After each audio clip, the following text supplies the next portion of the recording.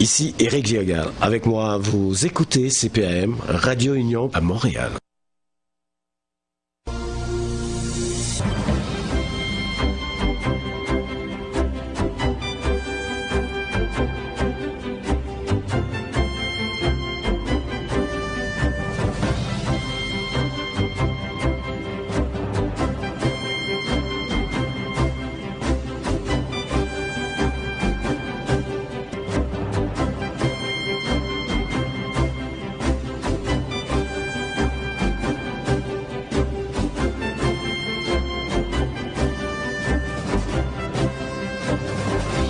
Alors, je pense que je vais devoir faire une rectification parce que on m'a parlé de Emmanuel B. Faubert. En fait, est-ce que j'ai avec moi Emmanuel B. Faubert? Oui, bonjour, désolé. Malheureusement, Madame Faubert a une alarme de feu qui sonne dans son bâtiment présentement, donc je me suis proposé comme remplacement. C'est Renaud Brossard à l'IADM. J'espère que vous allez bien. Bon J'espère que ça Dieu, dérange bon pas trop. Dieu, bon Dieu, quand même, hein? Parce que surtout lorsqu'on m'a dit Emmanuel Le, alors je me dis là, hein? C'est difficile de changer une femme en homme comme ça. Renaud Brossard. Merci En effet, beaucoup. le look est pas encore là complètement. Pas encore, non, non. Alors, merci beaucoup, Renaud Brossard. Bon, alors, on présente le problème. Je pensais que moi, vous alliez dire bon, il y avait un empressement de la part du gouvernement à faire de ces petits hôpitaux privés. Il avait annoncé de petits hôpitaux privés à faire de ces petits hôpitaux privés de vrais hôpitaux avec blocs opératoires et que le gouvernement mettait les bœufs avant la charrue ou la charrue avant les bœufs, n'est-ce pas? Mais là, c'est le contraire. Vous voudriez exactement que le gouvernement fasse de ces petits hôpitaux privés de vrais hôpitaux avec des salles et des blocs opératoires. Mais pourquoi, moi je vous pose la question, pourquoi êtes-vous si pressé? Ben, en fait, c'est qu'on regarde quels sont les besoins dans le système de santé québécois et on voit que les salles d'urgence et les blocs opératoires, c'est parmi les ressources où il manque le plus. Et ce qu'on dit, c'est que dans la perspective où on sait que le gouvernement veut lancer ces deux mini-hôpitaux-là, ben, il faut s'assurer qu'ils puissent répondre aux besoins les plus criants. Vous savez qu'on a regardé les données depuis le début de l'année 2024, il n'y a pas une seule journée où les urgences du Québec n'ont pas eu un taux d'occupation moyen de 100% ou plus. Ce que ça veut dire, c'est qu'on n'a pas la capacité pour traiter tous les patients et au final, je veux dire, les gens le vivent quand ils se présentent aux salles d'urgence. Ça résulte en de très, très, très longs temps d'attente, de très longs délais. Et ces délais-là ont un coût. Les gens les passent soit à avoir mal, soit à avoir du stress, des risques de complications.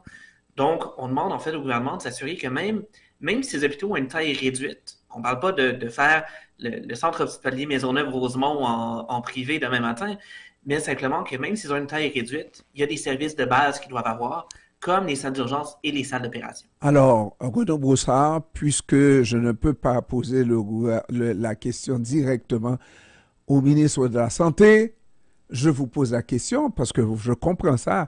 Quand on regarde les salles d'urgence qui sont toutes débordées, à droite et à gauche sont débordées, oui, ça prend plus d'espace, ça prend plus d'endroits, plus d'hôpitaux. Mais pourquoi des hôpitaux privés? Est-ce que vous le comprenez? Expliquez-moi. Parce que vous voulez que ce soit que notre système de santé se privatise, mais plus vite que prévu? En fait, ce qu'on demande, c'est simplement d'avoir plus d'accès aux soins. C'est à la base, c'est ça.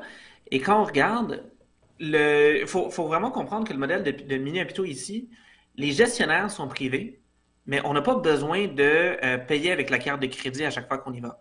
On parle d'hôpitaux dont la gestion est confiée à des entreprises indépendantes, mais où les soins sont remboursés par la carte Soleil, comme les soins dans tous les autres hôpitaux. Donc, en fait, ce qu'on voit ici, c'est une opportunité pour essayer des nouveaux modes de gestion, pour essayer des nouvelles façons de faire. Parce qu'on le sait, le système de santé a énormément de difficultés, mais c'est très, très, très difficile de faire des changements dans le système de santé qui a des centaines de milliers de travailleurs. C'est plus facile d'essayer ces changements-là à plus petite échelle, dans de plus petites organisations, et c'est ça qu'on espère que ces mini-hôpitaux vont permettre. D'ailleurs, c'est un modèle qui existe à l'étranger aussi. Par exemple, en France, 33% des hôpitaux français sont gérés par des entreprises à but lucratif, mais ils demeurent accessibles avec l'assurance universelle, comme ils le sont ici. En Suède, certains des plus gros hôpitaux vont être gérés par des entreprises à but lucratif, mais ils demeurent encore accessibles avec cette assurance universelle. Donc, on voit ici vraiment cette opportunité-là pour essayer des nouveaux modes de gestion, essayer de nouvelles façons de faire pour pouvoir traiter plus de Québécois plus rapidement. Renaud Brossard, on le sait. On sait qu'il y a un problème, mais à venir jusqu'à tout récemment, notre système public faisait la fierté des Québécois et des Canadiens, n'est-ce pas? Et on regardait même du côté du Sud, notre système de santé fonctionnait et ça faisait l'envie des Américains. Alors, qu'est-ce qui s'est passé entre-temps? Voilà la question qu'il faut se poser. C'est pas de regarder ce qui se fait ailleurs, puisque le nôtre marchait très bien. Qu'est-ce qu'on ne fait plus de la bonne manière? En fait, je suis pas nécessairement d'accord avec vous qu'il marchait bien. Je pense qu'il fonctionnait mieux que celui des États-Unis. Puis ça, c'est vrai. Ça fait très longtemps et je pense qu'il y a personne non plus au Québec qui veut vraiment mettre le système américain. C'est pas un bon système. Il performe moins bien que le nôtre sur bien des égards. Par contre, ça fait longtemps que, quand on se compare à d'autres pays de l'OCDE, le système canadien performe mal. Les problèmes d'attente dans des urgences, même s'ils sont plus importants aujourd'hui qu'ils l'étaient autrefois, ils étaient quand même très importants il y a quelques années. En fait, si on remonte dans les archives de la presse, je me rappelle d'un article qu'on avait trouvé qui datait de mai 1980, où le gouvernement du Québec disait qu'il n'y aurait plus jamais personne qui aurait besoin d'attendre 48 heures dans une urgence. Écoutez, ça c'était en 1980, aujourd'hui on est en 2024, le problème n'a jamais été réglé. Donc c'est pour ça qu'on essaie de s'inspirer, pas de nos voisins du Sud aux États-Unis qui ont un système de santé qui fonctionne moins bien que le nôtre, mais bien de d'autres pays qui ont des systèmes de santé qui fonctionnent mieux, qui ont des délais d'attente moins longs, qui ont un coût inférieur, mais des résultats supérieurs. Et c'est de ceux-là qu'on essaie de s'inspirer avec ce modèle. Mais je suis d'accord avec la réponse qui est donnée. OK, on s'entend, mais je ne me retrouve pas dans les explications du ministre de la Santé, du gouvernement, de manière générale, qui demande d'avoir les deux mains sur le volant pour contrôler. C'est des gestionnaires, comme on les appelle, n'est-ce pas, qui veulent faire business as usual. Et pendant ce temps, parallèlement, on veut introduire deux petits hôpitaux, mais avec un style privé, de gestion privée, etc. Ça fait pas de sens.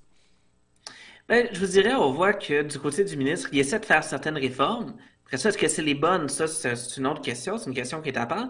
Mais il essaie quand même de faire certaines réformes. Mais c'est sûr que faire bouger un paquebot comme le système de la santé, écoutez, je pense que c'est 270 000 équivalents temps complet, ce qui est donc plus de 270 000 travailleurs. C'est très difficile de changer la culture d'une organisation comme ça.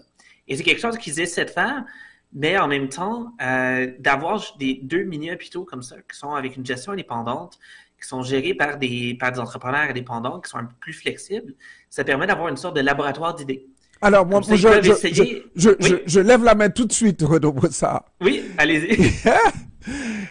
Imaginez un instant que ces deux petits hôpitaux chefs-d'œuvre avec vraiment une gestion nouvelle fonctionnent. Oui. Et qu'on arrive à passer dans une urgence en 1 heure, en 2 heures, hein, exagérons en 3 heures, OK? On ne va pas exagérer. Alors moi, je vais tout de suite dans cette urgence-là, Renaud Brossard y va, tout le monde on y va, et puis ça devient le trou comme tout le monde, comme tous les hôpitaux. À moins qu'on dise, après un certain nombre, on ne prend plus d'appel, on passe à un autre appel, je dirais, non? En fait, je vous dirais, nous, ce qu'on voit, c'est plutôt qu'il y a une opportunité avec ça. Puis c'est vrai, écoutez, si les temps d'attente sont moins là-bas, les gens vont y aller, c'est normal. Absolument. Mais ce que je vous dirais, c'est que le plus important de ça, c'est qu'on va pouvoir traiter plus de gens. Au final, présentement, on a la situation où on se ramasse avec des longs temps d'attente, c'est parce qu'il y a tellement de gens qui se présentent dans les urgences et tellement peu de capacité de traitement qu'on n'est pas en mesure de les voir assez vite. Et nous, ce qu'on propose avec ça, donc, premièrement, c'est qu'il y a ces salles d'urgence-là, ces salles d'opération-là, pour augmenter la capacité. La deuxième chose aussi, c'est de changer la structure d'incitation. Présentement, dans le système de santé, la façon dont les hôpitaux sont financés, ça fonctionne avec ce qu'on appelle une méthode d'enveloppe historique. Donc, le ministre regarde, l'an passé, il y a eu combien de patients, il assume qu'il y aura à peu près autant de patients cette année, il ajoute un petit pourcentage, et ça, c'est l'enveloppe. Donc, ils ont un budget au début de l'année et chaque patient qui se présente fait baisser le montant d'argent qui est dans le budget parce qu'ils doivent dépenser pour nettoyer des salles d'opération, pour du matériel et tout ça. Donc, les gestionnaires quand ils essaient de gérer leur budget d'hôpitaux, ils ont des incitations à avoir à peu près autant de patients qu'ils ont vu l'an passé, mais pas beaucoup plus. Mm. Ce qu'on propose, en fait, c'est d'avoir ce qu'on appelle un financement à l'activité. Et là-dessus, ce que ça fait, c'est que ça lie le financement de l'hôpital directement au nombre de patients qu'il voit. Donc, à chaque fois, oui, oui, oui, oui, ben, oui, en fait, oui, non. à chaque fois qu'un patient rentre dans l'hôpital, au lieu d'être uniquement un coût pour l'hôpital, il devient aussi une source de revenus parce que l'hôpital recevra un paiement de X dollars qui viendrait du gouvernement pour s'assurer que les incitations des gestionnaires soient pas auprès d'équilibrer le budget en envoyant moins de patients, mais plutôt en envoyant le plus de patients possible pour avoir le plus de budget possible. Alors, les infirmières en chef sur les départements des hôpitaux privés font ça aussi. Elles trouvent leur compte à gérer de manière efficiente, qui leur donne une ristourne ou genre quelque chose dans le genre. Cela dit, il faut regarder le mauvais côté de la chose de ces hôpitaux privés aussi, qui vont gestionner, je m'excuse du terme, n'est-ce pas, à la manière privée, de ces cliniques privées, qui finalement arrivent à attirer toutes ces infirmières parce qu'elles ont des conditions de travail leur permettant de concilier travail-famille, etc., etc., ce que nous n'avons pas. Et ça va contribuer à avilir le système public davantage pour s'ennoblir dans un système privé de plus en plus. Ben, je vous dirais, donc, est-ce que vous êtes d'accord avec ma réponse? Je vous dirais, à un certain niveau, il n'y aura pas tellement un enrichissement si grand que ça avec le privé, parce qu'il ne faut pas oublier que leur financement va quand même être le même que celui des hôpitaux publics. Ils vont avoir accès au même mode de financement. Ils vont quand même avoir ces nouvelles incitations-là. Mais en soi, oui, est-ce que c'est possible qu'il y ait des infirmières qui quittent le système géré par l'État pour se joindre à l'équipe de ces mini-hôpitaux? Je crois personnellement que oui, mais je suis pas prêt à dire que c'est une mauvaise chose. Je vais vous expliquer un pourquoi. C'est que présentement, quand on regarde, on perd nos jeunes infirmières très rapidement. On les perd pas parce qu'elles décident de changer d'un hôpital à l'autre ou d'aller au privé. On les perd parce qu'elles arrêtent de pratiquer la profession. En fait, 45% des jeunes infirmières qu'on forme au Québec quittent la profession avant d'avoir l'âge de 35 ans. Donc, on a un problème avec le système géré par l'État où on n'arrive pas à les retenir avec les conditions de travail, avec les salaires, avec les arrangements et tout ça. Je vous dirais que si quelqu'un arrive, un gestionnaire indépendant, un hôpital comme ça arrive, puis est en mesure de faire en sorte que, au lieu qu'on en perde 45%, qu'on en perde 40, 35, 30, ou idéalement même qu'on n'en perde plus, moi je vois ça comme du positif. Autrement dit, on connaît la problématique des hôpitaux publics, autant corriger la chose à la base. C'est peut-être bon de faire de ces hôpitaux privés, mais ça ne veut pas dire qu'on va résoudre tous les problèmes. Sinon, on fait exactement ce qu'il faut, une loi, et on privatise tout le système de santé. Mais soyons honnêtes. Soyons honnêtes, ne faisons pas les choses en catimini. Ça, on est en train de faire la chose en catimini pour prouver ce qu'on sait déjà. Ça veut dire que le système privé est beaucoup mieux géré qu'un système public. Alors, privatisons le tout. Renaud Bossard, je vous remercie surtout de nous avoir pas laissés tout seuls, n'est-ce pas, dans la... Merci beaucoup. Ça me fait plaisir. Merci. À la prochaine. Au revoir.